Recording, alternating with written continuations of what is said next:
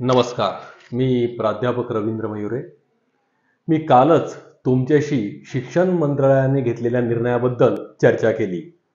निर्णय असा होता की 10वी पर्यंत जे काही विद्यार्थी आहेत की ज्यांचं वय 16 वर्षापर्यंत आहे त्या विद्यार्थ्यांना आता आपल्याला कोचिंग सेंटरला पाठवता येणार नाही. कोचिंग सेंटरला पाठवणं म्हणजे कायद्यानुसार गुन्हा असणार आहे आणि जे काही शिक्षक 16 वर्षाखालील विद्यार्थ्यांचं कोचिंग घेतील ते देखील कायदेशीररित्या तो गुन्हा ठरणार आहे. मग प्रश्न असा आहे की विद्यार्थ्यांनी 10वी पर्यंत करायचं काय? शाळेत तर जाणारच आहे आणि दुसरा नियम आपण देखील बघितला की ज्यांना 11वी आणि 12वीचे कोचिंग सेंटर चालवायचे त्यांच्यासाठी पण एक नियमावली तयार करण्यात आली आहे.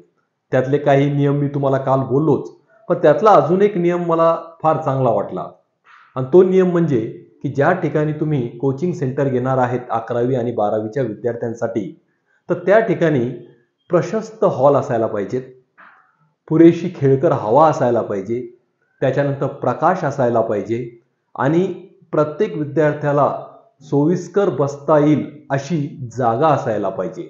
असे काही नियम कोचिंग सेंटरसाठी आपल्या शिक्षण मंत्रालयाने घालून दिलेत. पण माझा एक प्रश्न राहतो तो म्हणजे की 10वी पर्यंत जे काही तुम्ही आता कोचिंग सेंटर बंद करणार आहेत, विद्यार्थ्यांना कोचिंग सेंटरला पाठवायचं नाही, 16 वर्षानंतरच ते कोचिंग सेंटरला जातील. मग हे निर्णय का घेण्यात आले? हे निर्णय घेण्यामागचं कारण म्हणजे की विद्यार्थ्यांचं हित लक्षात घेण्यात आलंय. विद्यार्थ्यांचं हित म्हणजे काय? ते मानसिकरित्या तणावात गेले नाही पाहिजे. दुसरा महत्वाचा मुद्दा की त्यांचं आरोग्य चांगलं राहायला पाहिजे. मान्य आहे. मग आता तुम्ही 10वी पर्यंत जर कोचिंग सेंटर बंद केले तर त्याच्यानंतर जे कोचिंग सेंटरला शिकवणारे जे काही शिक्षक आहेत ते तर बेरोजगार होणार आहेत. पण प्रश्न माझा असा आहे की कोचिंग क्लासेसची निर्मिती झाली का? आज जे तुम्ही कोचिंग सेंटर बंद करण्यासाठी शिक्षण मंत्रालयाकडून जी काही नियमावली आली त्याच्या मागचं कारण तुम्ही आधी जाणून घेतलं पाहिजे की कोचिंग क्लासेसची निर्मिती का झाली, त्याला कोण कारणीभूत आहे याचा देखील विचार करणं गरजेचं आहे. तर आपण त्याचा विचार करूया. आता साधारणतः आता मी पण एक शिक्षक आहे आणि माझ्यासारखे पण बरेचसे शिक्षक आहेत. साधारणतः 20 ते 22 वर्षापूर्वी मी माझं बीएड कंप्लीट केलं आणि माझ्यासारख्या बऱ्याचशा विद्यार्थ्यांनी 20 ते 22 वर्षापूर्वी बीएड कंप्लीट केलं. पण त्या काळामध्ये ज्या विद्यार्थ्यांना 8वी 9वी आणि 10वी ला शिकवण्यासाठी शाळेत जर लागायचं असेल तर काही नियमावली होती. नियमावली कशी की तुमच्याकडे गुणवत्ता असून चालणार नाही, तर तुमच्याकडे शालेय संस्थेमध्ये भरण्यासाठी पैसे आवश्यक आहे. जो विद्यार्थी जास्तीत जास्त पैसे देईल त्या विद्यार्थ्याला शिक्षक म्हणून नेमणूक करण्याची तरतूद शिक्षण संस्थेने केलेली होती. याचे उदाहरण सगळ्यांना माहिती आहे आणि सगळ्या समाजामध्ये प्रचलित देखील आहे. फक्त मी बोलतोय, बाकीच्यांना ह्या गोष्टी माहीत आहेत. मग पैसे भरून ज्या शिक्षकांना शाळेमध्ये घेतल्या जायचं व त्यांची गुणवत्ता काय ही कोणत्याही प्रकारे तपासल्या जात नव्हती. मग असे शिक्षक बऱ्याचशा संस्थांमध्ये दाखल झाले. मग शिकवायची ज्यावेळेस वेळ आली त्यावेळेस पाहिजे त्या प्रमाणामध्ये विद्यार्थ्यांना ते न्याय देऊ शकले नाही आणि अशाच काळामध्ये ज्या विद्यार्थ्यांकडे गुणवत्ता होती पण पैशाच्या अभावी ते कोणत्याही संस्थेमध्ये दाखल होऊ शकले नाही किंवा लागू शकले नाही किंवा शिक्षक म्हणून त्यांची नेमणूक झाली नाही, त्या लोकांनी आपल्या पोटा पाण्याचा प्रश्न सुटावा यासाठी शिकवणी, ज्याला आपण ट्युशन्स किंवा क्लासेस म्हणतो किंवा कोचिंग सेंटर, याची निर्मिती केली. आणि झालं काय मग की शाळेमध्ये बरेचसे विषय जसे की इंग्रजी आहे, गणित आहे, विज्ञान आहे, या विषयाचं पाहिजे त्या प्रमाणामध्ये ज्ञान विद्यार्थ्यांना मिळत नव्हतं आणि असे विद्यार्थी अशा गुणवत्ताधारक शिक्षकांकडे ओढल्या गेले आणि त्यांच्या शिकवणीला जाण्यास त्यांनी सुरुवात केली. हळूहळू या शिकवण्या मोठ्या प्रमाणात चालायला लागल्या कारण त्यांच्याकडे गुणवत्ता होती, विद्यार्थ्यांची संख्या वाढायला लागली आणि जो काही रिझल्ट आहे तो शिकवणीमधून विद्यार्थ्यांना मिळायला लागला. मग झालं काय की शाळेमध्ये बरेचसे शिक्षक शिकवत नव्हते पण ते विद्यार्थी शिकवणीमध्ये जातात आणि तिथून त्यांची गुणवत्ता चांगली सुधारते आणि तोच रिझल्ट शाळेमध्ये दाखवला जातो. अशा पद्धतीने या कोचिंग सेंटरची निर्मिती झाली.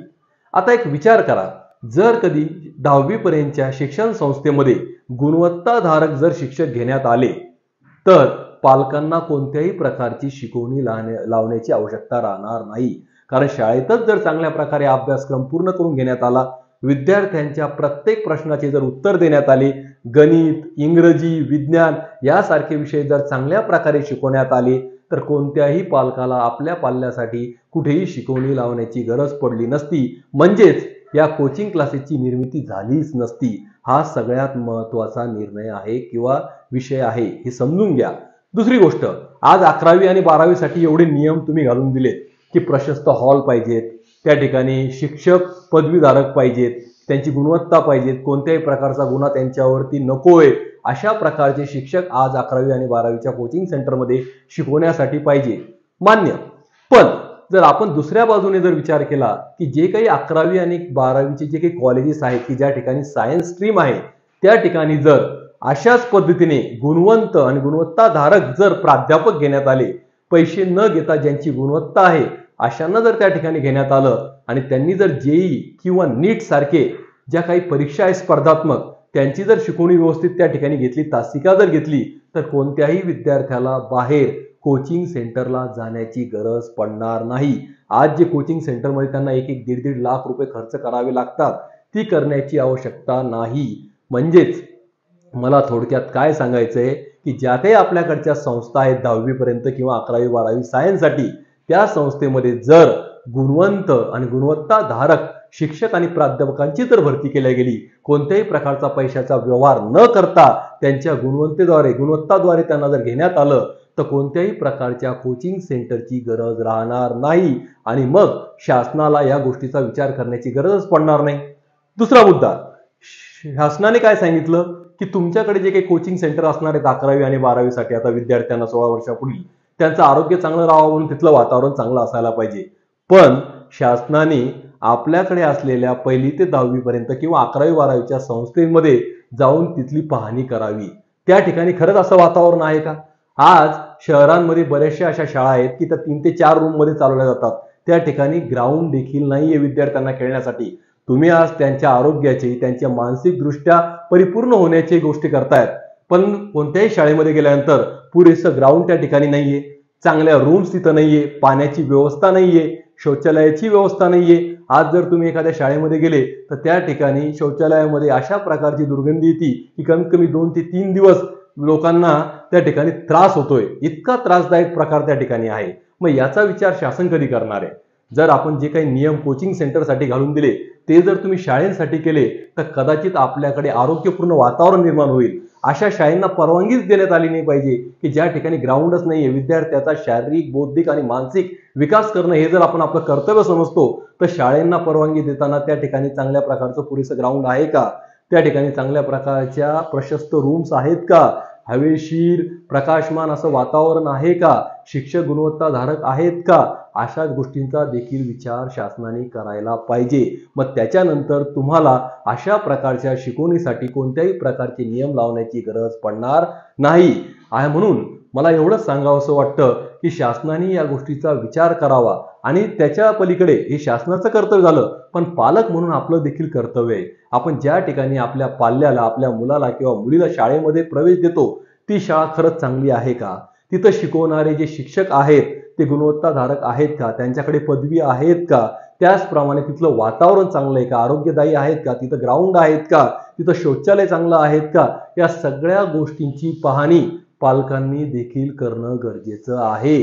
कारण सुरुवात आपल्याला आपल्यापासूनच करायची आहे. आपल्या पाल्याला, आपल्या मुलाला किंवा आपल्या मुलीला जर आपल्याला खरंच चांगलं शिक्षण द्यायचं असेल तर अशा प्रकारच्या शाळा आपल्याला निवडावं लागतील. म्हणजे शासनाचं जे कर्तव्य आहे ते आपलं देखील कर्तव्य आहे. असे दोघं मिळून जर हे कर्तव्य आपण बजावू तरच आपण येणाऱ्या आपल्या पुढच्या पिढीला एक चांगलं शिक्षण, आरोग्यदायी वातावरण आणि तणावपूर्ण जे काही वातावरण आहे त्यातून मुक्ती मिळवून देऊ शकतो. आणि याची सुरुवात आपल्याला आपल्यापासूनच करायची आहे.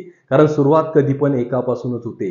मी सुरुवात करतोय तशी तुम्ही पण करा, तुम्ही पण साथ द्या, कारण आपल्याला आपल्या समाजाचा विकास करायचा आहे.